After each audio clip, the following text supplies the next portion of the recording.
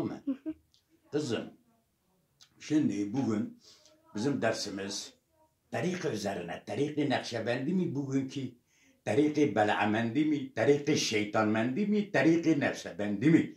Adıyaman'dan tutun Cübbeli, Kubbeli, Küppeli, Ahmet'e kadar bunlar Tariki Nakşibendi'yi, Sadat-ı Nakşibendi'yi temsil edemezler. Mevlana Halid, şimdi biz ilkelere gelelim.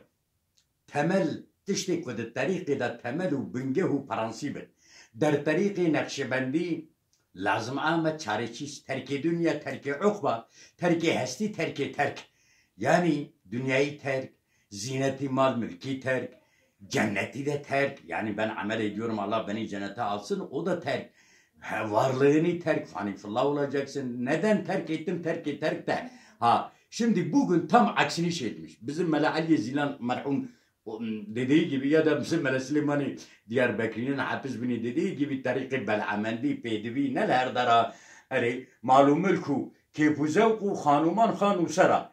O da güzel yapmıştır ama ben Farsçasını bugünkü tam tersine Mele Ali Zilan'ın elime geçerse benim kendim de ben şerif fazlattım. Terk-i dünya cem'i dünyadır. Cem'i zinettir. Cem'i nisadır. Cem'i araba, mal, mülk, binadır. Haşa ez Mevlana Halid. Kizu Ahmed'in mel'anet. O şahi ma hesti her dem. Ma'ruf ez berqi lemah. Bürüş gibi, yolda ışık gibi.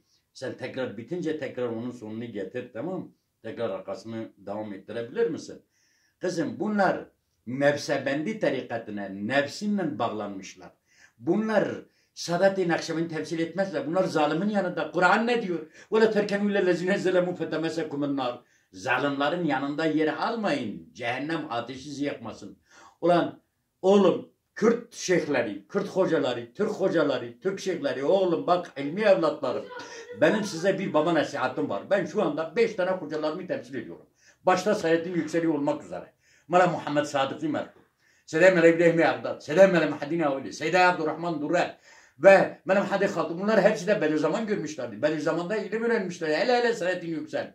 Oğlum, nurcular, profesörcüler, Ahmet Abdüzün şeysi İşaret-ül Azizi berbat ettiği gibi. Ulan Türk şeyh hocaları. Bak ben sizi Nubari Haniye bile Mevlüt'den çevirebiliyorum. Oğlum sizin Farsçasınız var mıdır? Oğlum şahsiyetli olun.